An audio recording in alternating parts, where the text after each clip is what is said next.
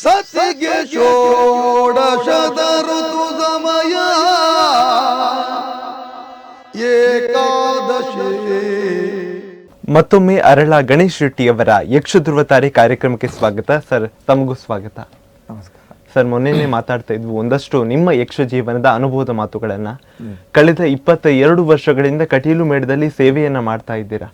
ಯಾವ್ದಾದ್ರು ಒಂದು ಅತ್ಯಂತ ನೆನಪಿನ ಕ್ಷಣ ಯಾವ್ದಾದ್ರು ಇದ್ರೆ ಅದನ್ನ ಹಂಚಿಕೊಳ್ಬಹುದಾ? ಅಲ್ಲ, ಮೇಳ ತಿರುಗಾಟ ಅಂದರೆ ಎಲ್ಲ ಕ್ಷಣವನ್ನು ನೆನಪಿಡುವಂಥದ್ದೇ ಖಂಡಿತ. ಮತ್ತು ಒಂದು ಮೇಳ ಅಂದ ಮೇಲೆ ಕಷ್ಟ ಸುಖ ನಷ್ಟ ಇದೆಲ್ಲ ಇದ್ದದ್ದೇ, ಅದನ್ನು ಸಮಾನವಾಗಿ ನಾವು ಸ್ವೀಕರಿಸಬೇಕು. ಮೇಳದಲ್ಲಿ ಕಲಾವಿದರ ಒಳಗೆ ವೈಷಮ್ಯ ಇಂಥದ್ದೆಲ್ಲ ಅದು ಸ್ವಾಭಾವಿಕ, ಅದು ಯಕ್ಷಗಾನ ಕ್ಷೇತ್ರದಲ್ಲಿ ಅಂತಲ್ಲ, ಎಲ್ಲ ಕ್ಷೇತ್ರದಲ್ಲಿ ಇರ್ತದೆ. ಆದರೆ ಅದನ್ನೆಲ್ಲ ಎದುರಿಸಿಕೊಂಡು ಹೋಗುವುದೇ ಉತ್ತಮ. ಮತ್ತು ಒಮ್ಮೆ ನಾನು ಆವಾಗ ಅದೇ ನಿತ್ಯವೇಷ ಮಾಡ್ತಾ ಇದ್ದೆ. ಕಾರ್ತವೀರ್ಯ ಅರ್ಜುನ ಕಾಳಗ ಅಂತ ಒಂದು ಪ್ರಸಂಗ ಆಗಿತ್ತು. ಕುಪ್ಪೆ ಪದವಿನ ಹತ್ತಿರ ಬುಳಿಯ ಅಂತ ಒಂದು ಊರುಂಟು, ಅಲ್ಲಿ. ಆವಾಗ ನಮಗೆ ನಿತ್ಯವೇಷ ಮಾಡುವವರಿಗೆ ಜಮದಗ್ನಿಯ ಮಕ್ಕಳು ಮಾಡಬೇಕು ನಾವು. ಆವಾಗ ತೊಡಿಕಾನ ವಿಶ್ವನಾಥ ಗೌಡರು ರೇಣುಕೆ ಪಾತ್ರವನ್ನು ನಿಭಾಯಿಸಿದ್ರು. ಇವ ಜಮದಗ್ನಿ ಮಗನನ್ನು ಕರೀತಾನೆ. ಕರ್ದಲ್ಲಿಗೊಂದು ಯಾಕೆ ಕರೆಸಿದ್ದಪ್ಪ ಅಂತ ಒಂದು ಪದ್ಯ ಉಂಟು. ಮತ್ತು ತಾಯಿಯ ತಲೆಯನ್ನು ಕಡಿ ಅಂತ ಹೇಳಿದಲ್ಲಿಗೆ ಒಂದು ನಿಧಾನ ಪದ್ಯ ಕೊಡ್ತಾರೆ, ಸಾಧ್ಯ ಇಲ್ಲ ಅಂತ.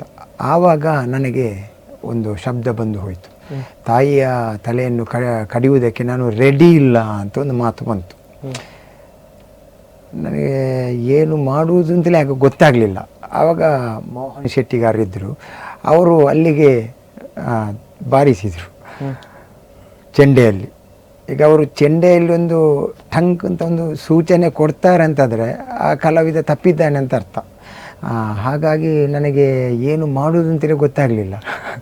ಅಂದರೆ ಇಂಗ್ಲಿಷ್ ಪದ ಬರಲಿಕ್ಕಿಲ್ಲ, ಯಕ್ಷಗಾನದಲ್ಲಿ ಇಂಗ್ಲೀಷ್ ಶಬ್ದ ಬರಲಿಕ್ಕಿಲ್ಲ.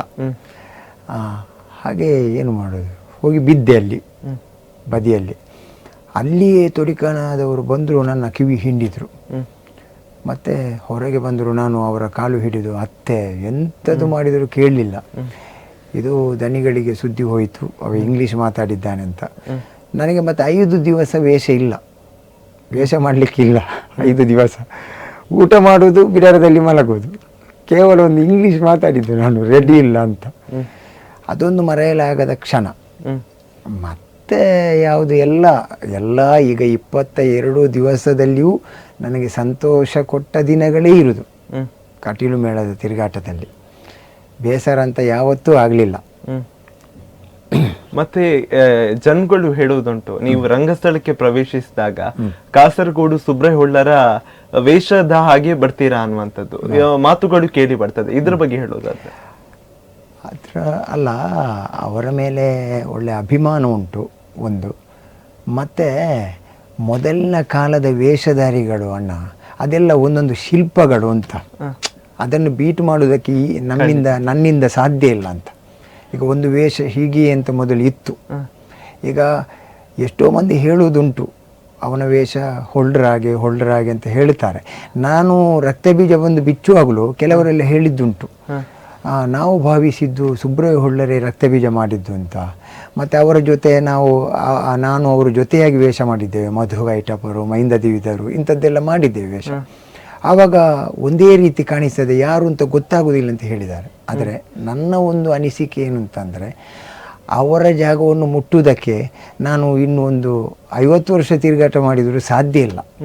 ಯಾಕೆಂದರೆ ಅವರು ಅಷ್ಟು ಸಾಧನೆ ಮಾಡಿದ್ದಾರೆ, ಅಷ್ಟು ಅನುಭವ ಉಂಟು ಅವರಿಗೆ. ಇಂತಹ ಪ್ರಸಂಗ ಹೀಗೆ ಉಂಟು, ಇದಮ್ಮಿತ್ತಂ ಅಂತ ಒಂದು ಹೇಳುವಂತಹ ಸಾಮರ್ಥ್ಯ ಉಂಟು ಅವರಿಗೆ. ನನಗೆ ಎಲ್ಲ ಬಿಟ್ಟು ದೇವಿ ಮಹಾತ್ಮೆಯ, ನಾನು ನೇರವಾಗಿ ಹೇಳುವುದು, ಅದರಲ್ಲಿ ಏನು ವಂಚನೆ ಇಲ್ಲ. ದೇವಿ ಮಹಾತ್ಮೆ ಪ್ರಸಂಗದ ಪದ್ಯವೇ ನಮಗೆ ಬಾಯಿಬಟ್ಟ ನನಗೆ ಬರುವುದಿಲ್ಲ. ಅವರಿಗೆ ಹಾಗಲ್ಲ, ಒಂದು 200-300 ಪ್ರಸಂಗದ ಪದ್ಯಗಳು ನಿರರ್ಗಳವಾಗಿ ಬಾಯಿಬಟ್ಟ ಬರ್ತದೆ. ಯಾವ ಪ್ರಸಂಗದ ನಡೆ ಹೇಗೆ ಹೇಳುವಂಥ ಸಾಮರ್ಥ್ಯ ಉಂಟು ಅವರಿಗೆ. ಉಳಿದವರಿಗೆ ಇಲ್ಲ ಅಂತಲ್ಲ, ತುಂಬ ಮಂದಿ ಇದ್ದಾರೆ ಕಲಾವಿದರು. ಆದರೆ ಇವರ ಬಗ್ಗೆ ಹೇಳುವುದಿದ್ದರೆ ಹಾಗಾಗಿ ಅವರು ನನ್ನನ್ನು ಮತ್ತೆ ಯಾವನೇ ಒಬ್ಬ ಗುರು ಶಿಷ್ಯನನ್ನು ಅವನನ್ನ ಶಿಷ್ಯ ಅಂತ ಹೇಳಬೇಕು. ನಾವು ಅವರ ಶಿಷ್ಯ ಅಂತ ಯಾವತ್ತೂ ಹೇಳಿಕೊಂಡು ಬರಬಾರ್ದು. ಅವರು ಹೇಳಬೇಕು ನನ್ನ ಶಿಷ್ಯ ಅವ ಅಂತ. ಅಂದರೆ ಅವರಿಗೂ ಒಪ್ಪಿಗೆ ಆಗಬೇಕು. ಇದು ಇವನ ವೇಷ ಒಳ್ಳೆಯದುಂಟು, ನನ್ನ ಶಿಷ್ಯ ಅಂತ ಇವನನ್ನು ಸ್ವೀಕಾರ ಮಾಡಬಹುದು. ಅವರಿಗೂ ಮನಸ್ಸಿಗೆ ಹಿಡಿಸಬೇಕು. ನನ್ನ ಮೇಲೆ ಒಳ್ಳೆ ಪ್ರೀತಿ ಇರಿಸಿದ್ದಾರೆ. ಹಾಗಾಗಿ ಯಾವತ್ತೂ ಅವರ ಜಾಗಕ್ಕೆ ನಾನು ಮುಟ್ಲಿಕ್ಕಿಲ್ಲ. ಈ ಒಂದು ಯಕ್ಷಗಾನದಲ್ಲಿ ನೃತ್ಯ ಮತ್ತು ಭಾವಾಭಿನಯ ಎಷ್ಟು ಮುಖ್ಯವಾಗಿ ಆಗ್ತದೆ ಅನ್ನುವಂಥದ್ದು? ಯಕ್ಷಗಾನದಲ್ಲಿ ಎರಡೂ ಪ್ರಧಾನ. ನೃತ್ಯ ಎಷ್ಟು ಮಾಡ್ತಾರೆ ಅಷ್ಟು ಅಭಿನಯವೂ ಬೇಕಾಗ್ತದೆ. ಖಂಡಿತ ಹೌದು. ಮತ್ತು ಭಾಗವತರ ಪದ್ಯ ಎಷ್ಟುಂಟು ಅಷ್ಟಕ್ಕೆ ಅಭಿನಯ ಎಲ್ಲ ಬೇಕಾಗ್ತದೆ. ಈಗ ಹೇಗಾಗಿದೆ ಅಂದರೆ, ಈಗ ಮೊದಲೆಲ್ಲ ಒಂದು ಲೆಕ್ಕಾಚಾರ ಅಂತ ಇತ್ತು. ಪ್ರತಿ ವೇಷಕ್ಕೂ ಯಾವ ವೇಷ ಮಾಡಿದರೂ ಲೆಕ್ಕಾಚಾರ ಅಂತ ಇತ್ತು. ಈಗ ಕಾಲಘಟ್ಟ ಸ್ವಲ್ಪ ಪರಿವರ್ತನೆಯಾಗಿದೆ. ಈಗಿನ ಜನಗಳಿಗೆ ಮೊದಲನದ್ದೆಲ್ಲ ಹಿಡಿಸುವುದಿಲ್ಲ. ಈಗಿನ ಯುವ ಜನ್ರೇಷನ್ಗೆ ಮೊದಲು ಹೇಗೆ ಇತ್ತು ಅಂತ ಒಂದು ಗೊತ್ತಿಲ್ಲ. ಮತ್ತು ಅದೆಲ್ಲ ಈಗ ಮೊದಲಿನವರು ಹೇಗೆ ಮಾಡಿದ್ದಾರೆ ಅದು ಈಗ ಇಲ್ಲ. ಈಗ ಯೂಟ್ಯೂಬು ಚಾನಲ್ ಯಾವುದು ಆಗ ಅದೆಲ್ಲ ಇರಲಿಲ್ಲಲ್ಲ. ನಮಗೆ ಈಗ ನಾನು ಒಂದು 5 ವರ್ಷದ ನಂತರದ, ಈಗ ಒಂದು 5 ವರ್ಷದ ನಂತರದ ಕಲಾವಿದರಿಗೆ, ಈಗ ಪ್ರಸ್ತುತ 5 ವರ್ಷದ ಹಿಂದಕ್ಕೆ ಹೋದರೆ ಅದಕ್ಕಿಂತ 5 ವರ್ಷದ ಮತ್ತಿನ ಕಲಾವಿದರಿಗೆ ಹೇಳುವುದಿದ್ದರೆ ಅವರಿಗೆಲ್ಲ ಆಗಿನ ವೇಷ ನೋಡಿ ಗೊತ್ತಿಲ್ಲ. ಆಗ ಇಂತಹ ವೇಷಕ್ಕಿಂತ ಬಣ್ಣ ಹೀಗೆ ಇರಬೇಕು ಅಂತ ಇತ್ತು. ರಂಗಸ್ಥಳದಲ್ಲಿ ಎಲ್ಲಿ ನಿಲ್ಲಬೇಕು ಅಂತ ಇತ್ತು. ನಾನು ಒಂದು ನಿಮಗೆ ನೆನಪಿಸ್ತೇನೆ. ಕುಡುಪು ದೇವಸ್ಥಾನದಲ್ಲಿ ಒಂದು ಮಳೆಗಾಲದಲ್ಲಿ ಆಟ ಆಗಿತ್ತು. ಅಗ್ರಪೂಜೆ ಪ್ರಸಂಗ ಆಗಿತ್ತು. ಕುರಿಯ ಭಾಗವತರು ಪದ್ಯಕ್ಕಿದ್ದರು. ಪದ್ಯನ ಶಂಕರನಾರಾಯಣ ಮದ್ಲೆಗಾರರು ಅವರು ಚೆಂಡೆಗಿದ್ದರು. ಪದ್ಮನಾಭ ಉಪಾಧ್ಯಾಯರು ಗುರುಗಳು ಅವರು ಮದ್ಲೆಗಿದ್ದರು. ಒಂದು ಶಿಶುಪಾಲನೊಟ್ಟಿಗೆ ನನ್ನ ದಂತವಕ್ರ ವೇಷ ಹಾಕಿದ್ರು. ಅಲ್ಲಿ ನಾನು ನಿಲ್ಲುವುದು ಸ್ವಲ್ಪ ವ್ಯತ್ಯಾಸ ಆಯಿತು.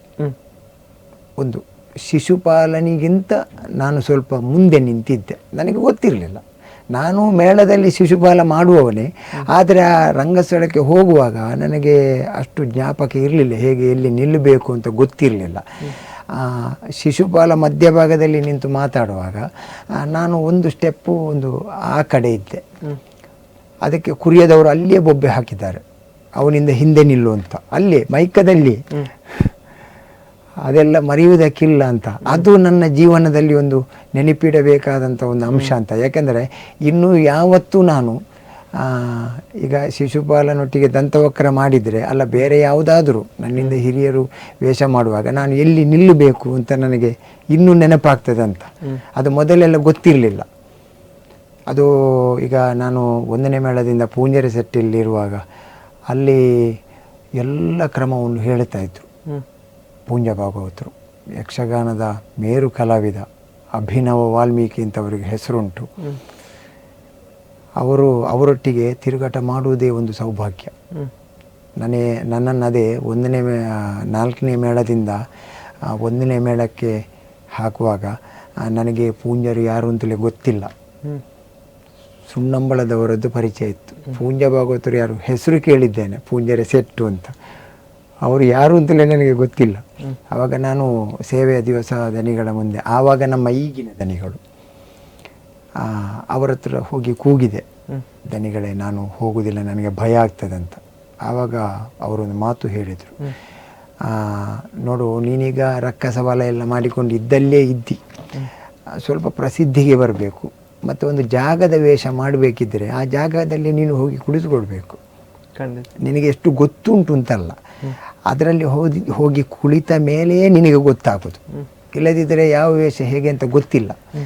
ಹಾಗಾಗಿ ಮತ್ತು ಒಂದು ಪೂಂಜರೊಟ್ಟಿಗೊಂದು 1 ವರ್ಷ ಬಿಡು, 1 ದಿವಸ ನೀನು ಇರುವುದೇ ದೊಡ್ಡ ನಿನ್ನ ಸೌಭಾಗ್ಯ. ಅಷ್ಟು ಗೊತ್ತುಂಟು ಅವರಿಗೆ, ನಿನಗೆ ಒಂದು ಕಲಿಯುವುದಕ್ಕೆ ಅವಕಾಶ, ನೀನು ಬೇಡ ಅಂತ ಹೇಳಬೇಡ ಅಂತ ಹೇಳಿದರು.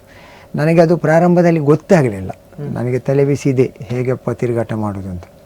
ಒಂದನೇ ಮೇಳಕ್ಕೆ ಹೋಗಿ ಒಂದು ತಿಂಗಳಾಗುವಾಗ ಗೊತ್ತಾಯಿತು ಯಕ್ಷಗಾನ ಹೇಗೆ, ಪೂಂಜರ ಮುಂದೆ ಹೇಗೆ, ಆವಾಗ ಗೊತ್ತಾಯಿತು. ಅವರ ಮಾರ್ಗದರ್ಶನ ಹೇಗಿತ್ತು? ಅದ್ಭುತ ಅದ್ಭುತ. ಯಾವ ಕಲಾವಿದನನ್ನು ಹೊಗಳುವ ಕ್ರಮವೇ ಇಲ್ಲ, ನೇರ ಹೇಳಿಯೇ ಬಿಡುವುದು. ನಾನೀಗ ಒಂದು ರಂಗದಲ್ಲಿ ಎಲ್ಲಿ ನಿಲ್ಲಬೇಕು, ಹೇಗೆ, ಈಗ ಒಂದು ಕಾರ್ತವೀರ್ಯ, ಈಗ ಹೊಳ್ಳರಿಂದ ತುಂಬ ನಾನು ಕಲ್ತಿದ್ದೇನೆ, ಮತ್ತು ಅವರ ವೇಷಗಳನ್ನೆಲ್ಲ ನೋಡಿದ್ದೇನೆ. ಆದರೆ ರಂಗದಲ್ಲಿ ಎಲ್ಲಿ ಹೇಗೆ ನಿಲ್ಲಬೇಕು ಅನ್ನೋದನ್ನು ಕಲ್ತದ್ದೇ ನಾನು ಪೂಂಜ ಭಾಗವತರಿಂದ. ಅವರು ಪ್ರತಿಯೊಂದು ಸೂಕ್ಷ್ಮತೆಯನ್ನು ಅರ್ಥ ಮಾಡಿಕೊಳ್ತಾ ಇದ್ದರು. ನಾನು ಒಂದನೇ ಮೇಳಕ್ಕೆ ಸೇರಿ ಅದೇ ಸೇವೆಯ ಮಾರನೇ ದಿವಸ ಶಿಬರೂರು ಸೇವೆ ಅಂತ ಆಗ್ತದೆ ನಮ್ಮ ಕಟೀಲು ಮೇಳದ ಆಟ. ಅಲ್ಲಿ ಒಂದನೇ ಮೇಳದ ಆಟ. ನನಗೆ ಅಲ್ಲಿಗೆ ಮಾರನೇ ದಿವಸ ಹೋಗುವಾಗ ಒಂದು ಭಯ. ಒಂದು ಸುಣ್ಣಂಬಳದವರಿದ್ದಾರೆ ಚೌಕಿಯಲ್ಲಿ, ಮತ್ತೊಂದು ಅಂತಹ ಗಜ ಸೆಟ್ಟಿನ ಮಧ್ಯೆ ನಾನು ಹೋಗಿ ಒಂದು ಸಾಮಾನ್ಯ ಒಬ್ಬ ಕುಳಿತುಕೊಡುವುದು ಹೇಗಪ್ಪ ಅಂತಾಯಿತು ನನಗೆ. ಎಲ್ಲ ಬೆವತು ಹೋಗಿದೆ ನನಗೆ. ನಾನು ಚೌಕಿಗೆ ಹೋಗುವಾಗ ಇವರು ಮಿಜಾರು ಬಾಲಕೃಷ್ಣ ಅಂತ ಅವರು ಬಂದು ನನ್ನನ್ನು ಮಾತಾಡಿಸಿದರು. ನನಗೆ ಭಯ ಆಗ್ತದೆ ಅಣ್ಣ, ಏನು ಮಾಡುವುದು ಅಂತೆಲ್ಲ ಗೊತ್ತಾಗೋದಿಲ್ಲ ಅಂತ ಹೇಳಿದೆ. ಆವಾಗ ಇದು ಇಲ್ಲ, ನನಗೆ ಕೂಡ ಪ್ರಾರಂಭದಲ್ಲಿ ಬರುವಾಗ ಭಯ ಇತ್ತು. ಒಂದು ತಿಂಗಳಾಗುವಾಗ ಸರಿ ಆಗ್ತದೆ, ನೀನು ಹೆದರಬೇಡ, ಮೊದಲು ಹೋಗಿ ಭಾಗವತರಲ್ಲಿ ಮಾತಾಡು ಅಂತ ಹೇಳಿದರು. ಭಾಗವತರು ಯಾರು ಇದರಲ್ಲಿ ಅಂತ ಕೇಳಿದೆ ನಾನು, ನನಗೆ ಗೊತ್ತಿಲ್ಲ. ಭಾಗವತರು ಪೂಂಜರು. ಹೌದು, ಅವರು ಎಲ್ಲಿದ್ದಾರೆ ಈಗ? ಅವ್ರ ಮನೆಯಲ್ಲಿದ್ದಾರೆ, ಈಗ ಬರ್ತಾರೆ, ಒಂದು 7 ಗಂಟೆ ಆಗುವಾಗ ಚೌಕಿಗೆ ಬರ್ತಾರೆ ಅಂತ ಹೇಳಿದರು. ಆಯಿತು ಅಂತ ನಾನು ಹೋಗಿ ಚೌಕಿಯಲ್ಲಿ ಕೂತೆ. ಯಾರದ್ದು ಅಷ್ಟು ಪರಿಚಯ ಇಲ್ಲ, ಅಂದರೆ ಅವರ ಪರಿಚಯ ನನಗುಂಟು, ನನ್ನ ಪರಿಚಯ ಅವರಿಗಿಲ್ಲ. ನಾನು ಯಾರಲ್ಲಿ ಅಪ್ಪ ಮಾತಾಡೋದು? ಅವಾಗ ಪ್ರಥಮದಲ್ಲಿ ಬಂದು ಮಾತಾಡಿದ್ದೇ ಮಿಜಾರ್ ಬಾಲನ್ನ. ನೀನೇನು ಭಯ ಪಡಬೇಡ, ಈಗ ಮೊದಲು ಹೋಗಿ ಊಟ ಮಾಡಿವ, ನನ್ನನ್ನು ಊಟಕ್ಕೆ ಕರ್ಕೊಂಡು ಹೋದರು. ಹಾಗೆ ಅಲ್ಲಿ ಗೋವಿಂದ ಭಟ್ರು ಅಂತಾಗ ಪ್ರಥಮ ಭಾಗವತರು, 2 ಗಂಟೆಯ ನಂತರ ಪೂಂಜ ಭಾಗವತರು. ಅವರ ಹತ್ರ ಹೋಗಿ ಕೇಳಿದೆ. ಆವಾಗ ಅವರು ಹೇಳಿದರು, ನನಗೆ ದ್ರೌಪದಿ ಪ್ರತಾಪದ ಅರ್ಜುನ ಹಾಕಿದ್ದರು ವೇಷ. ಸುದರ್ಶನ ವಿಜಯ ಸರಿ ನೆನಪುಂಟು, ಸುದರ್ಶನ ವಿಜಯ ದ್ರೌಪದಿ ಪ್ರತಾಪ ಪ್ರಸಂಗ, ಅದರಲ್ಲಿ ಅರ್ಜುನ ವೇಷ ಹಾಕಿದ್ರು. ಆವಾಗ ನಾನು ಅರ್ಜುನ ಅಷ್ಟರವರೆಗೆ ಮಾಡಲೇ ಇಲ್ಲ, ಎಂಥದ್ದು ಮಾಡುವುದು ಅಂತಲೇ ಗೊತ್ತಾಗೋದಿಲ್ಲ ನನಗೆ. ಹಾಗೆ ಹೋಗಿ ಮ್ಯಾನೇಜರ್ ಹತ್ರ ಮಾತಾಡಿದೆ. ಅದೆಲ್ಲ ಭಾಗವತರ ಹತ್ರ ಕೇಳಿಕೊಂಡು ಹೋಗಬೇಕು ಅಂತ ಹೇಳಿದರು. ಸರಿ, ಇವರು ಯಾವಾಗ ಬರ್ತಾರೆ ಅಂತ ಕಾದೆ. ಸ್ವಲ್ಪ ಹೊತ್ತಾಗುವಾಗ ಬಂದರು, ಅವರಲ್ಲಿ ಮಾತಾಡಿದೆ. ಸರಿ, ಎಲ್ಲ ಹೇಳಿಕೊಟ್ರು. ಆಯಿತು. 1 ವಾರ ಕಳೆಯಿತು. ನನಗೆ ಖುಷಿ ಆಗ್ತಾ ಹೋಯಿತು. ಯಾಕೆಂದರೆ ಪೂಂಜ ಭಾಗವತರ ಒಂದು ಕ್ರಮ ಉಂಟು. ಅವರು ಒಬ್ಬನಿಗೆ ಒಂದು ವೇಷ ಕೊಡಬೇಕಿದ್ದರೆ ಅವರು ಹೇಳಿಕೊಟ್ಟದ್ದನ್ನು ಒಂದು ಅಲ್ಪ ಸ್ವಲ್ಪವಾದರೂ ರಂಗಸ್ಥಳದಲ್ಲಿ ಒಪ್ಪಿಸಬೇಕು. ಏನೂ ಒಂದು ಅವರು ನೋಡ್ತಾರೆ, 1 ವಾರ ನೋಡ್ತಾರೆ, 2 ವಾರ ನೋಡ್ತಾರೆ. ಅವರಿಗೆ ಸಹಿಸುವುದಕ್ಕಾಗೋದಿಲ್ಲ ಅಂತಾದರೆ ದನಿಗಳಲ್ಲಿ ಅವರು ಸೂಚನೆ ಕೊಡ್ತಾರೆ, ಅವ ಏನು ಪ್ರಯೋಜನ ಇಲ್ಲ, ನನಗೆ ಬೇರೆ ವೇಷಧಾರಿಯನ್ನು ಕೊಡಿ, ಅವ ಆಗಲಿಕ್ಕೆ ಇಲ್ಲ ಅಂತ. ನನ್ನ ಬಗ್ಗೆ ಅವರು ನನ್ನಲ್ಲಿ ಹೇಳಲಿಲ್ಲ, ಆದರೆ ಉಳಿದವರ ಹತ್ರ ಹೇಳಿಕೊಂಡಿದ್ದರಂತೆ. ಇವ ತೊಂದರೆ ಇಲ್ಲ, ಇವನನ್ನು ಸರಿ ಮಾಡಬಹುದು, 1 ವರ್ಷ ತಿರುಗಾಟ ಆಗಬೇಕು ನನ್ನ ಜೊತೆಯಲ್ಲಿ, ನಾನು ಹೇಳಿಕೊಟ್ಟದ್ದನ್ನೆಲ್ಲ ಬರೆದು ಅಭ್ಯಾಸ ಮಾಡ್ತಾನೆ, ಮತ್ತು ಒಂದು ಅರ್ಧ ಪುಟದಲ್ಲಿ 1 ಗೆರೆ ನಾನು ಹೇಳಿದ್ದನ್ನು ಅಲ್ಲಿ ಒಪ್ಪಿಸ್ತಾನೆ ತಂದು, ತೊಂದರೆ ಇಲ್ಲ ಸರಿ ಮಾಡುವ ಅಂತ ಹೇಳಿಕೊಂಡಿದ್ದರಂತೆ. ನನಗೆ ಗೊತ್ತಿಲ್ಲ, ನನ್ನಲ್ಲಿ ಉಳಿದವರು ಹೇಳ್ತಾ ಇದ್ರು. ನಾನು ಅವರಲ್ಲಿ ಹೋಗಿ ಕೇಳ್ತಾ ಇದ್ದೆ. ಮತ್ತು ರಂಗದಲ್ಲಿ ಅವರು ಹೇಳಿಕೊಟ್ಟದ್ದನ್ನೆಲ್ಲ ನನಗೆ ಹೇಳಲಿಕ್ಕೆ ಆಗಲಿಲ್ಲ. ನಾನು ಎಷ್ಟು ಅಭ್ಯಾಸ ಮಾಡಿದರೂ ಅಲ್ಲಿ ಹೋಗುವಾಗ ಅವರು ಕೂತ ಮೇಲೆ ಒಂದು ಭಯ ಆಗೋದು ನನಗೆ, ಎಂಥದ್ದು ಅಂತ ಗೊತ್ತಿಲ್ಲ. ಅಂದರೆ ಅವರು ಸಲುಗೆಯಿಂದ ಹೊರಗಿನಿಂದ ಚೌಕಿಯಲ್ಲಿ ಮಾತಾಡ್ತಾ ಇರಲಿಲ್ಲ. ಅವರ ಹತ್ತಿರ ನಾವು ಹೋಗಿ ನಿಂತದ್ದೇ ಕಡಿಮೆ, ಏನಾದರೂ ಕೇಳಬೇಕಿದ್ರೆ ಹೋಗೋದು ವಿನಃ ನಾವು ಮಾತಾಡ್ತಾ ಇರಲಿಲ್ಲ.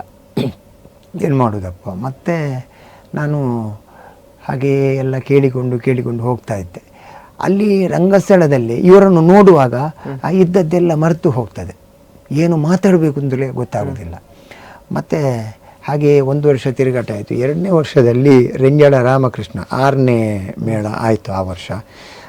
ರೆಂಜಾಳ ರಾಮಕೃಷ್ಣ ಭಟ್ರು ಇದಕ್ಕೆ ಮ್ಯಾನೇಜರ್ ಆಗಿ ಬಂದರು 1ನೇ ಮೇಳಕ್ಕೆ. ಆವಾಗ ದಮಯಂತಿ ಪುನರ್ಸ್ವಾಮಿಯವರ ಪ್ರಸಂಗ ಬಂತು ಕಟೀಲ್ನಲ್ಲಿ. ಲೀಸ್ಟ್ ಬಂತು, ಒಂದು 7:30 ಆಗುವಾಗ ಲೀಸ್ಟ್ ಬರ್ತದೆ. ಅವರು ಭಾಗವತರು ಮನೆಯಲ್ಲಿ ಮಾಡಿ ತರೋದು ಲೀಸ್ಟ್. ಆವಾಗ ತಂದು 7:30 ಆಗುವಾಗ ಕೊಟ್ಟರು. ಅದರಲ್ಲಿ ಋತುಪರ್ಣ ಹಾಕಿದ್ದಾರೆ. ನನಗೆ ಇದನ್ನು ನೋಡಿ ಎಂಥದ್ದು ಮಾಡುವುದು ಅಂತಲೇ ಗೊತ್ತಾಗಲಿಲ್ಲ. ಎಂಥದ್ದು ಋತುಪರ್ಣ ಅಂದರೆ ನಾವು ಅದನ್ನು ನಾನು ಮನಸ್ಸಿನಲ್ಲಿ ಕಲ್ಪಿಸುವುದಕ್ಕೂ ಸಾಧ್ಯ ಇಲ್ಲ. ಹೇಗಪ್ಪ, ಆ ತಾಯಿಯೇ ಪರಿಹಾರ ಕೊಡಬೇಕು, ಬೇರೆ ದಾರಿ ಇಲ್ಲ, ಎಂಥದ್ದು ಮಾಡು.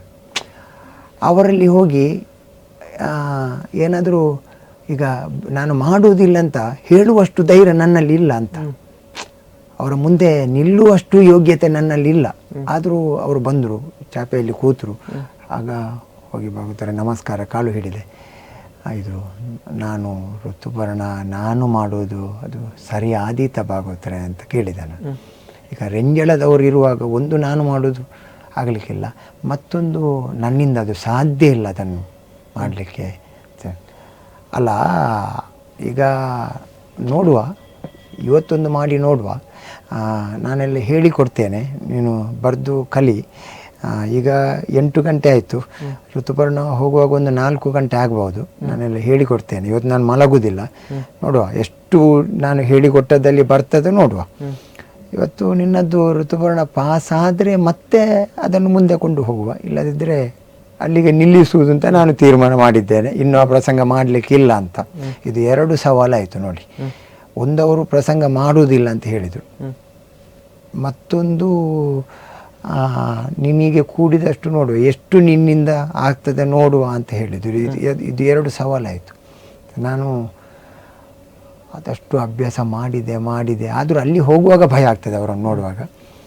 ಅವತ್ತು ಆ ಪ್ರಸಂಗ ನನಗೆ ಅಷ್ಟು ಮನಸ್ಸಿಗೆ ಸಮಾಧಾನ ಅಂತ ಆಗಲಿಲ್ಲ. ಯಾಕೆಂದರೆ ಅದಕ್ಕಿಂತ ನಾವು ತುಂಬ ಋತುಪರ್ಣ ಎಲ್ಲ ನೋಡಿದವರು, ಅದು ಹೆಸರು ಕೇಳುವಾಗಲೇ ಭಯ ಆಗ್ತದೆ.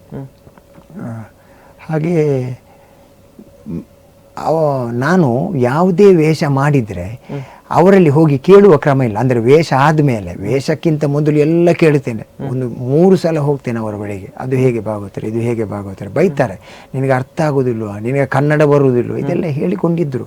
ಆದರೂ ನಾನು ಬೈಗಳು ತಿಂದಾದರೂ ನೋಡುವ, ಇನ್ನು ಸರಿಯಾಗ್ತದೆ ನೋಡುವ ಅಂತ ಹೋಗಿ ಕೇಳ್ತಾ ಇದ್ದೆ. ಮತ್ತು ಇದು ಈ ವೇಷ ಆದ ಮೇಲೆ ಯಾವತ್ತೂ ಅವರ ಮುಂದೆ ನಿಂತದ್ದಿಲ್ಲ, ತಪ್ಪಿಸುವುದೇ. ಯಾವ ವೇಷವೂ ಬರಲಿ, ಈಗ ಕೌಂಡ್ಲಿಕ ಬರಲಿ, ಅಲ್ಲ ರಕ್ತಬೀಜ ಬರಲಿ, ಎಂಥದ್ದೇ ಬರಲಿ, ವೇಷ ಆದ ಮೇಲೆ ನಾನು ಅವರಲ್ಲಿಗೆ ಹೋಗುವ ಕ್ರಮ ಇಲ್ಲ.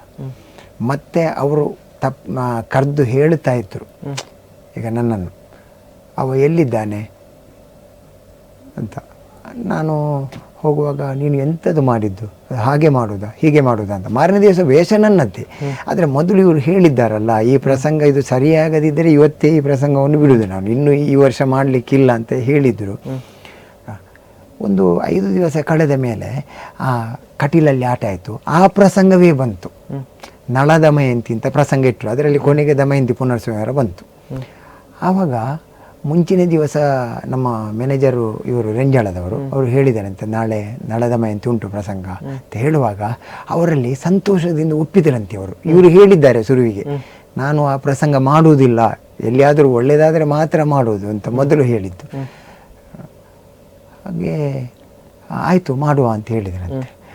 ಆವಾಗ ಪ್ರಸಂಗ ಉಂಟು ಅಂತ ಹೇಳುವಾಗ ನನಗೊಂದು ಧೈರ್ಯ ಬಂತ. ನನ್ನ ವೇಷ ಋತುಪರ್ಣ ಒಂದು ಅಲ್ಲಿಂದ ಅಲ್ಲಿಗೆ ಭಾಗವತರಿಗೆ ಏನೋ ಮನಸ್ಸಿಗೆ ಖುಷಿಯಾಗಿದೆ. ಇಲ್ಲದಿದ್ದರೆ ಅವರು ಹೇಳಿದ್ದಾರಲ್ಲ ಈ ಪ್ರಸಂಗ ಇಡುವುದಿಲ್ಲ ಅಂತ, ಹಾಗಾಗಿ ಇಟ್ಟಿದ್ದಾರೆ, ನೋಡುವ ಅಂತ. ಮತ್ತು ಮಾರನೇ ದಿವಸ ಆ ಪ್ರಸಂಗ ಆಗುವ ಮೊದಲು ನನ್ನನ್ನು ಕರೆದರು, ನೋಡು ಅಲ್ಲಿ ಸ್ವಲ್ಪ ತಪ್ಪಿದೆ, ಅದನ್ನು ಸ್ವಲ್ಪ ಸರಿ ಮಾಡಬೇಕು, ಮತ್ತು ಇಲ್ಲಿ ಸ್ವಲ್ಪ ಹೀಗೆ ಹೋಗಬೇಕು ಎಲ್ಲ ಹೇಳಿದರು. ಹಾಗೆ ಅದು ಆಗಿ ಮತ್ತೊಂದು ಆ ವರ್ಷ ಒಂದು 5-6 ದಮಯಂತಿ ಪುನರ್ಸ್ವಾಮಿಯವರ ಆಗಿದೆ. ನನಗೆ ಸಂತೋಷ ಆಯಿತು. ಮತ್ತೊಂದು ವರ್ಷ, ಆ ವರ್ಷ ನಾನು ಋತುಪರ್ಣ ಮಾಡುವಾಗ ಅರುಣ ಜಾರ್ಕಳ ಅಂತ ಹಾಸ್ಯಗಾರರಿದ್ದರು. ಮತ್ತೊಂದು ವರ್ಷ ಬೇರೊಬ್ಬರು ಹಾಸ್ಯಗಾರರು ಬಂದರು, ಅವರಿಗೆ ಬಾಹುಕ ಹಿಡಿಸಲಿಲ್ಲ, ಅವರು ಆ ಪ್ರಸಂಗವನ್ನೇ ಮಾಡೋದು ಬಿಟ್ಟರು. ನನಗೆ ತುಂಬ ಬೇಸರ ಆಯಿತು. ಕಳೆದ ವರ್ಷ 5-6 ಪ್ರಸಂಗ ಆಗ್ತಾ ಇದ್ದದ್ದು ಈ ಸಲ ಯಾಕೆ ಆಗೋದಿಲ್ಲ, ಅಂಥ ಪ್ರಸಂಗ ಆಗಬೇಕು ಅಂದರೆ ನಮಗೆ ಎಲ್ಲದರಲ್ಲಿ ಕಲಿಯುವುದಕ್ಕುಂಟು. ಒಂದು ಭಾವನೆ, ನಾವು ಕಲಿಯುವವರಿಗೆ ಅಂಥ ವೇಷಗಳು ನಮಗೆ ಸಿಕ್ಕಿದರೆ ಸಂತೋಷ ಅಂತ ಒಂದು ಭಾವನೆ, ಮತ್ತು ಹೇಗೆ ಮಾತಾಡಬೇಕು, ಸಂಭಾಷಣೆ ಹೇಗೆ, ಇಂಥದ್ದನ್ನೆಲ್ಲ ಕಲಿಯುವುದಕ್ಕಾಗ್ತದೆ. ಹಾಗೆ ಅವರ ಮಾರನೇ ದಿವಸ ಪ್ರಸಂಗ ನನಗೆ ತುಂಬ, ನಾನು ಹೋಗಿ ಕೇಳಿದೆ, ಭಾಗವತರೇ ಇದು ಮೊನ್ನೆ ಪ್ರಸಂಗ ನಳದ ಮೇಂತಿಂತ ಇಟ್ಟಿದ್ದರು, ನೀವು ಯಾಕೆ ಮಾಡಲಿಲ್ಲ? ಅದಕ್ಕೆ ಅವರು ಹೇಳಿದರು, ಅಲ್ಲ ಗಣೇಶ, ನಿನ್ನ ಋತುಪರ್ಣ ನನಗೆ ನಾನು ಮಾಡಿಸ್ತೇನೆ ಅಂತ ಧೈರ್ಯ ಉಂಟು, ಆದರೆ ಬಾಹುಕ ನನಗೆ ಸರಿಯಾಗೋದಿಲ್ಲ, ನನಗೆ ಅದಾಗುವುದಿಲ್ಲ ಅಂತ ತೀರ್ಮಾನ ಆಗಿದೆ, ಅದಕ್ಕೆ ಬೇಕಾಗಿ ನಾನು ಬೇಡ ಅಂತ ಆ ಪ್ರಸಂಗ ಹೇಳಿದ್ದು, ನಾನು ಆ ಪ್ರಸಂಗವನ್ನು ಕೊಲ್ಲುವುದಿಲ್ಲ ಅಂತ ಹೇಳಿದ್ದು. ಅಲ್ಲಿಗೆ ನನಗೆ ಸಮಾಧಾನ ಆಯಿತು, ನನ್ನ ವೇಷ ಆದೀತು ಅಂತ ಆಗಿದೆ ಅವರಿಗೆ. ಅಷ್ಟಾದರೂ ಅವರೆಲ್ಲ ಅವರು ಪ್ರಶಸ್ತಿ ಅಂಥವರು ಕೊಡಬೇಕು ಪ್ರಶಸ್ತಿ. ಈಗ ಒಂದು 4 ದಿವಸ ಕಲಿತು ಬಂದು ಇಲ್ಲಿ ಬಂದು ವೇಷ ಒಳ್ಳೆಯದಾಗಿದೆ ಅಲ್ಲ, ಹೊರಗಿನ ಅಭಿಮಾನಿಗಳು ಬಂದು ವೇಷ ಒಳ್ಳೆಯದಾಗಿದೆ, ಯಾರು ನಮ್ಮ ತಪ್ಪನ್ನು ಗುರುತಿಸ್ತಾರೆ ನೋಡಿ, ಅಂಥವರು ನಮ್ಮ ಅಭಿಮಾನಿಗಳು ಅಂತ ಲೆಕ್ಕ. ಕೆಲವರೆಲ್ಲ ಬಂದು ಹೇಳ್ತಾರೆ, ಅಣ್ಣ ನೀವು ಒಳ್ಳೆಯದು ಮಾಡಿದ್ದೀರಿ, ಆದರೆ ಸ್ವಲ್ಪ ಅದನ್ನು ತಿದ್ದುಪಡಿ ಮಾಡಬೇಕು ಅಂತ. ಅದು ಪ್ರೀತಿಯಲ್ಲಿ ಬಂದು ಹೇಳೋದು. ಹಾಗೆ ಒಂದು ಅನುಭವ ಆಗಿದೆ. ಸರ್, ಈಗ ಯಕ್ಷಗಾನಕ್ಕೆ ಬಂದ ನಂತರ ನಿಮ್ಮ ವ್ಯಕ್ತಿತ್ವ ಮತ್ತು ಜೀವನ ಅನ್ನುವಂಥ ಹೇಗೆ ಬದಲಾಗಿದೆ? ತುಂಬ ಬದಲಾಗಿದೆ. ನಾನು ಪ್ರಾರಂಭದಲ್ಲಿ ಈಗ ಶಾಲೆಗೆ ಹೋಗಿಕೊಂಡಿರುವಾಗ ನಾನು 8ನೇ ಕ್ಲಾಸಲ್ಲಿ ಎಲ್ಲಿಯಾದರೂ ಪಾಸ್ ಆಗ್ತಾ ಇರ್ತಿದ್ರೆ ನಾನು ದೊಡ್ಡ ಒಂದು ಉದ್ಯೋಗದಲ್ಲಿ ಇರ್ತಿದ್ದೆ ಅಂತ ಹೇಳುವುದಕ್ಕಾಗೋದಿಲ್ಲ ಅಂತ. ನಾನು ಎಲ್ಲಿಯಾದರೂ ಒಂದು ಹೋಟೆಲಿನ ಮ್ಯಾನೇಜರ್ ಆಗಲಿ, ಅಲ್ಲದಿದ್ದರೆ ಒಂದು ಏನಾದರೂ ಇದು ಕನ್ಸ್ಟ್ರಕ್ಷನ್ ಅಂತ ಉಂಟಲ್ಲ, ಅದನ್ನು ನಡೆಸಿಕೊಂಡು ಇರ್ತಾರಲ್ಲ, ಅವರ ಜೊತೆಯಲ್ಲಿ ಏನಾದರೂ ನೋಡಿಕೊಂಡು ಇರುವುದು, ಇಂಥದ್ರಲ್ಲಿ ನಾನು ಇರ್ತಾ ಇದ್ದೆ. ಆದರೆ ಯಕ್ಷಗಾನಕ್ಕೆ ಸೇರಿದ ಮೇಲೆ ಈಗ ಮೊದಲೆಲ್ಲ ತುಂಬ ಕಷ್ಟ ಇತ್ತು. ಯಕ್ಷಗಾನದಿಂದ ಬಂದ ಆದಾಯವನ್ನು ಇಟ್ಟುಕೊಂಡು ಮನೆಯಲ್ಲಿ ಜೀವನ ನಡೆಸುವುದಕ್ಕೆ ತುಂಬ ಕಷ್ಟ, ಸಂಬಳ ಎಲ್ಲ ಅಷ್ಟು ಕಡಿಮೆ ಇತ್ತು. ಈಗ ಹಾಗಲ್ಲ. ಈಗ ಬೆಳೆಯುವುದಕ್ಕೆ ಕಲಾವಿದನಿಗೆ, ನನ್ನಂಥ ಕಲಾವಿದನಿಗೆ ತುಂಬ ಅವಕಾಶ ಉಂಟು, ಅವಕಾಶ ಮಾಡಿ ಕೊಡ್ತಾರೆ. ಮೇಳದಲ್ಲಿ ಕೂಡ ಹಾಗೆ. ಈಗ ಕಟೀಲು ಮೇಳ ಅಂದರೆ ಒಂದು ನಮಗೆ ಪಾಠಶಾಲೆ ಇದ್ದ ಹಾಗೆ. ಈಗ ಯಾವ ಕಲಾವಿದನು ಈಗ ಮೇಳಕ್ಕೆ ಬಂದರೆ ಅವನಿಗೆ ಪ್ರಸಿದ್ಧಿಗೆ ಬರಲಿಕ್ಕೆ ಒಳ್ಳೆ ಅವಕಾಶ ಉಂಟು ಅಂತ ಭಾಗವತರು ಒಳ್ಳೆ ಅವಕಾಶವನ್ನು ಮಾಡಿಕೊಡ್ತಾರೆ. ನಮ್ಮ ಪುಂಡಿಕಾಯಿ ಗೋಪಾಲಕೃಷ್ಣ ಭಾಗವತರು ಅಂತ ಕಳೆದ ವರ್ಷ ಅವರ ಸೆಟ್ಟಿನಲ್ಲಿ ನಾನು ತಿರುಗಾಟ ಮಾಡಿದ್ದು. ನಾನು ಒಂದು ಶಬರಾರ್ಜುನ ಪ್ರಸಂಗ ಅಂತ ಒಂದು ಉಂಟು, ಕ್ರಮಬದ್ಧವಾದ ಪ್ರಸಂಗ, ಮತ್ತೊಂದು ಸೈಂಧವತೆ. ಈ 2 ಪ್ರಸಂಗದಲ್ಲಿ ನನ್ನಿಂದ ಆ ವೇಷವನ್ನು ನಿಭಾಯಿಸುವುದಕ್ಕೆ ಆಗುವುದಿಲ್ಲ ಅಂತ ನಾನೊಂದು ತೀರ್ಮಾನ ಮಾಡಿದ್ದೆ. ಶಬರಾರ್ಜುನ ಪ್ರಸಂಗದಲ್ಲಿ ಅರ್ಜುನ ಮಾಡಲಿಕ್ಕೆ ನನ್ನಿಂದ ಸಾಧ್ಯವೇ ಇಲ್ಲ ಅಂತ. ಅಂದರೆ ಶೀನಪ್ರೈಗಳದ್ದು, ಪೆರುಮುದೆ ಜಯಪ್ರಕಾಶ್ ಶೆಟ್ರು ಮತ್ತು ಹೊಳ್ರದ್ದು, ಈ 3 ಮಂದಿಯದ್ದು ಅರ್ಜುನ ನೋಡಿ ನನಗೆ ಆಗಿದೆ, ನನ್ನಿಂದ ಇದು ನನ್ನ ಜೀವನದಲ್ಲಿ ನಾನು ಮಾಡಲಿಕ್ಕಿಲ್ಲ ಅಂತ. ಅದನ್ನು ಮಾಡಿಸಿದವರು ಪುಂಡಿಕಾಯಿ ಗೋಪಾಲಕೃಷ್ಣ ಭಟ್ರು ಮತ್ತು ಇವರು ನಮ್ಮ ಮುರಾರಿ ಕಡಂಬಳಿತೆಯವರು, ಪ್ರಧಾನ ಮದ್ಲೆಗಾರರು. ಅವರು ಮಾಡಿಸಿದ್ದು ನನ್ನಲ್ಲಿ. ಯಾಕೆಂದರೆ ಒಂದು ಶಬರಾರ್ಜುನದ ಅರ್ಜುನ, ಮತ್ತೊಂದು ಸೈಂಧವದ ಅರ್ಜುನ. ಅದು ಕೆಲವು ಕಡೆಯಲ್ಲಿ ಪ್ರಸಂಗ ನಾವೇ ಈಗ ಮೇಳದ ಭಾಗವತರೇ ಇಡುವುದು ಅಂತ ಇರ್ತದೆ. ಕೆಲವು ಕಡೆಯಲ್ಲಿ ಅವರೇ ಹೇಳಿರ್ತಾರೆ ಇಂತಹ ಪ್ರಸಂಗ ನಾಡಿದ್ದು ಮಾಡಬೇಕು ಅಂತ. ಈ ಕಟೀಲ್ನಲ್ಲಿ ಆಟ ಆಗುವಾಗ ಭಾಗವತರೇ ಪ್ರಸಂಗ ಇಡುವ ಒಂದು ಕೆಲವು. ಆವಾಗ ಒಂದು ದಿವಸ ನನ್ನಲ್ಲಿ ಮೇಳದಲ್ಲಿ 1 ವಾರ ಮುಂಚೆ ಕಡಂಬಳಿತೆಯವರು ಮೆಲ್ಲಗೆ ನನ್ನಲ್ಲಿ ಹೇಳಿದರು, ಇದು ನಾಡಿದ್ದೊಂದು ಶಬರಾರ್ಜುನ ಉಂಟು. ಅಷ್ಟು ಹೇಳುವಾಗಲೇ ನನಗೆ ಎಂಥದ್ದು ಮಾಡುವುದು ಅಂತಲೇ ಗೊತ್ತಾಗಲಿಲ್ಲ. ಒಂದು ತಲೆ ತಿರುಗಿದ ಹಾಗಾಯಿತು. ಶಬರಾರ್ಜುನ ಎಲ್ಲಿ ಮೊದಲೇಗಾರೆ? ಅದು ಕಟೀಲ್ನಲ್ಲಿ.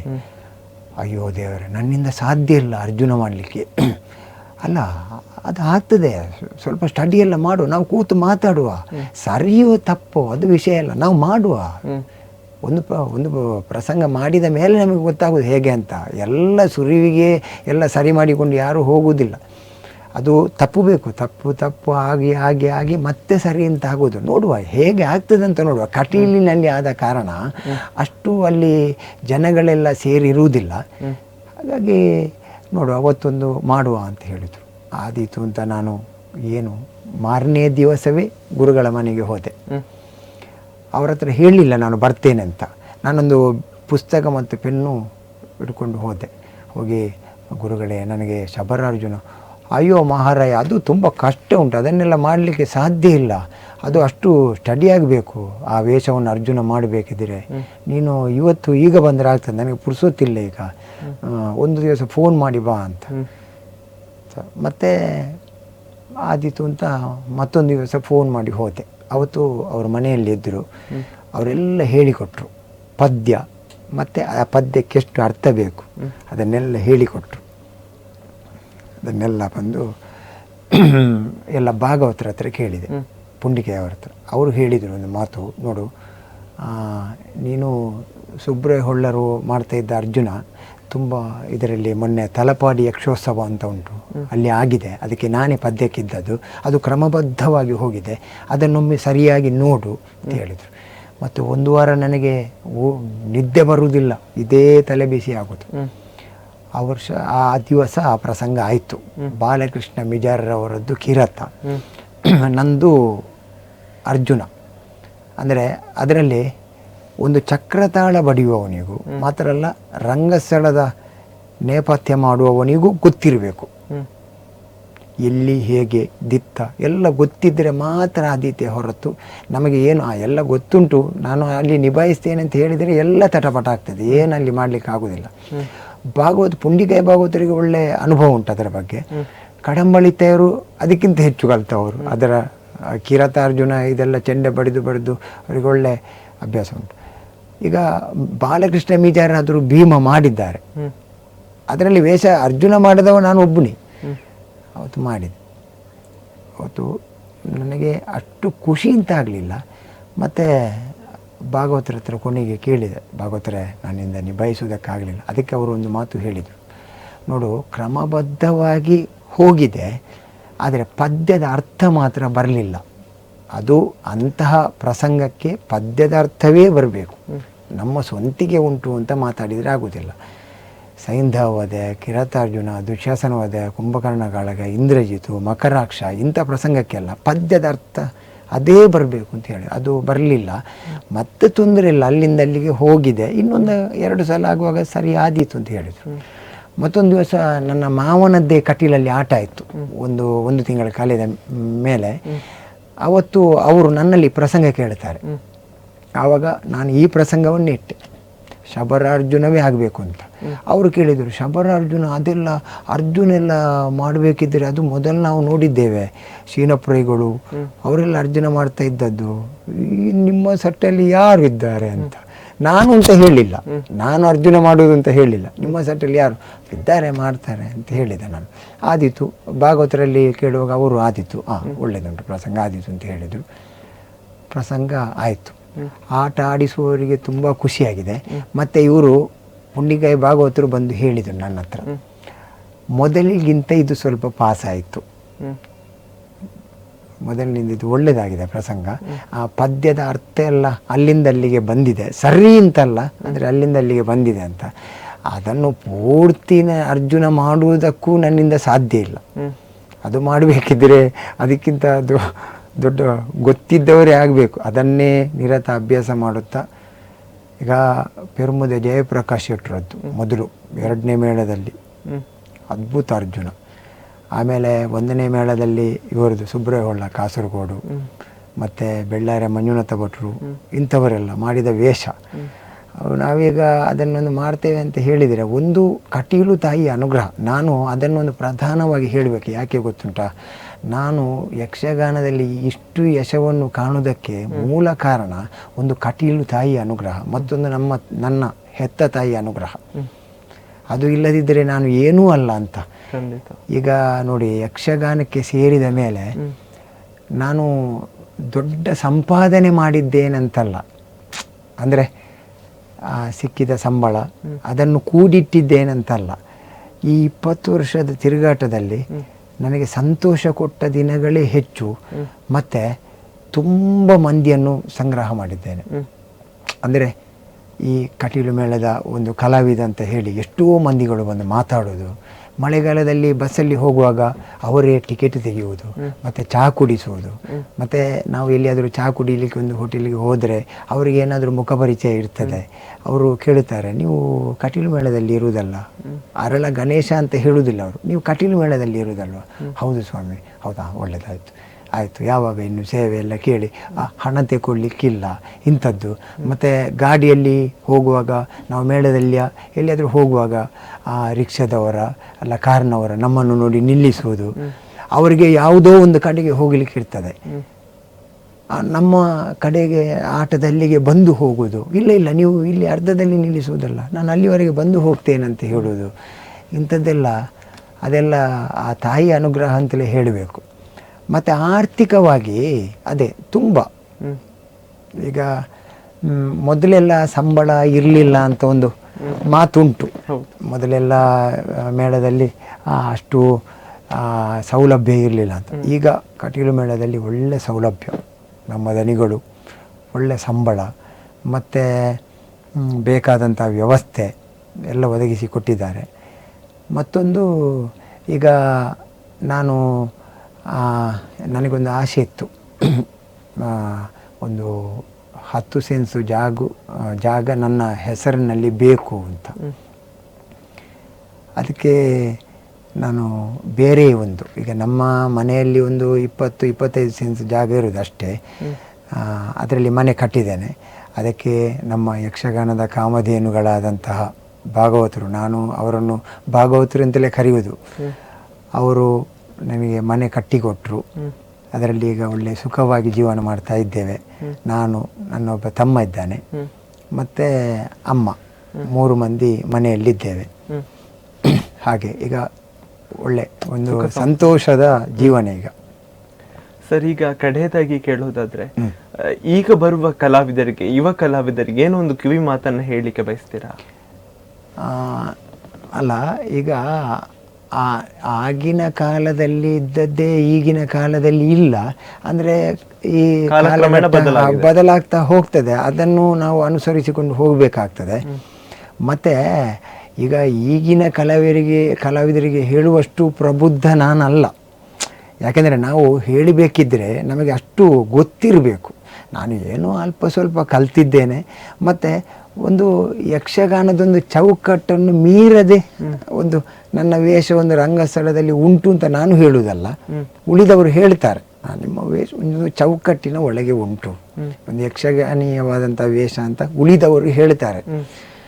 ಹಾಗೆ ಈಗ ಒಂದು 5 ವರ್ಷದ ಹಿಂದೆ ಒಂದು ನಂತರ ಮತ್ತೆ ಹೇಳುವುದಲ್ಲ, ಈಗಿನ ಒಂದು 5 ವರ್ಷದಿಂದ ತಿರುಗಾಟ ಆದವರಿಗೆ ಹೇಳುವುದಿದ್ದರೆ, ಒಂದು ಯಕ್ಷಗಾನದ ಬಗ್ಗೆ ಅಧ್ಯಯನ ಬೇಕಾಗ್ತದೆ. ಈಗೊಂದು ಕಟೀಲು ಮೇಳದ ರಂಗಸ್ಥಳ ಅಂದರೆ ಒಳ್ಳೆ ಕಲಾವಿದರೆಲ್ಲ ಇದ್ದಾರೆ, ಮತ್ತು ಈ ಉಳಿದವರು ಮಾಡುವಂಥ ವೇಷವನ್ನು ಚೆನ್ನಾಗಿ ನೋಡಬೇಕಾಗ್ತದೆ. ಮತ್ತು ವೇಷದ ಮೇಲೆ ಒಂದು ಆಸಕ್ತಿ ಬೇಕು. ಇನ್ನು ನಂತರದ ಕಲಾವಿದರಿಗಾದರೂ ವೇಷದಲ್ಲಿ ಒಂದು ಆಸಕ್ತಿ, ಅಂದರೆ ವೇಷ ಹೇಗೆ ಮಾಡಬೇಕು, ಹೇಗೆ ಬಣ್ಣ ಬರೆಯಬೇಕು, ಇದನ್ನೆಲ್ಲ ತುಂಬ ನೋಡಿ ಆಮೇಲೆ ಸ್ವಲ್ಪ ಅಧ್ಯಯನ ಮಾಡಿಯೇ ರಂಗಸ್ಥಳಕ್ಕೆ ಹೋಗಬೇಕು. ಏನು ಗೊತ್ತಿಲ್ಲದೆ ನಾವೊಂದು ರಕ್ಕಸ ಬಲ ಹೋಗೋದಿದ್ದರೂ ಏನಾದರೂ ಸ್ವಲ್ಪ ಕೇಳಬೇಕು ಮತ್ತೊಬ್ಬರಲ್ಲಿ, ಅದು ಹೇಗೆ ಮಾತಾಡೋದು, ಮತ್ತು ಈಗ ಪ್ರಧಾನ ವೇಷ ಹೇಗೆ ಮಾತಾಡೋದು, ಒಂದು ಆ ಬಲ ಹೇಗೆ ಮಾತಾಡೋದು, ಇದಕ್ಕೆಲ್ಲ ಮೊದಲಿನವರೊಂದು ಚೌಕಟ್ಟು ಅಂತ ಮಾಡಿ ಇಟ್ಟಿದ್ದಾರೆ. ಹಾಗೆ ಯಕ್ಷಗಾನದೊಂದು ಚೌಕಟ್ಟನ್ನು ಮೀರದೆ ಅದರ ಒಳಗೆ ಇದ್ದು ಒಂದು ಯಕ್ಷಗಾನದ ವೇಷ ಅಂತ ಆದರೆ ಒಂದು ಉತ್ತಮ ಅಂತ ನನ್ನೊಂದು ಅನಿಸಿಕೆ. ಸರ್, ನಮ್ಮ ಒಂದು ಕಾರ್ಯಕ್ರಮಕ್ಕೆ ಬಂದು ನಿಮ್ಮ ಒಂದು ಅನುಭವದ ಮಾತುಗಳನ್ನು ಹಂಚಿಕೊಂಡೆ, ಕಾರ್ಯಕ್ರಮಕ್ಕೆ ಬಂದದಕ್ಕಾಗಿ ಧನ್ಯವಾದಗಳು ಸರ್. ನಿಮಗೂ ಕೂಡ, ನಾನೊಂದು ಸಾಮಾನ್ಯ ಒಂದು ಕಲಾವಿದ, ನನ್ನನ್ನು ನಿಮ್ಮ ಮೀಡಿಯಾಕ್ಕೆ ಕರೆಸಿ ನನ್ನ ವಿಚಾರ ಏನೆಲ್ಲ ಉಂಟಾ ಅದನ್ನೆಲ್ಲ ಬಹಿರಂಗಪಡಿಸಿದ್ದೀರಿ. ನಿಮಗೂ ಕೃತಜ್ಞತೆಯನ್ನು ಸಲ್ಲಿಸ್ತೇನೆ. ನಮಸ್ಕಾರ. ಇದಾಗಿತ್ತು ಅರಳ ಗಣೇಶ್ ಶೆಟ್ಟಿಯವರ ಯಕ್ಷ ಜೀವನದ ಅನುಭವದ ಮಾತುಗಳು. ಇದೇ ರೀತಿಯಾಗಿ ಮುಂದಿನ ಸಂಚಿಕೆಯಲ್ಲಿ ಮತ್ತೊಬ್ಬ ಕಲಾವಿದರ ಜೊತೆ ನಾನು ಸಿಗ್ತೀನಿ. ಅಲ್ಲಿ ತನಕ ನೋಡ್ತಾ ಇರಿ ಅಭಿಮತ. ಇದು ಜನಮನದ ನಾಡಿಮಿಡಿತ. ನಮಸ್ಕಾರ. ಸತಿಗೆ ಷೋಡಶದ ಋತು ಸಮಯ ಏಕಾ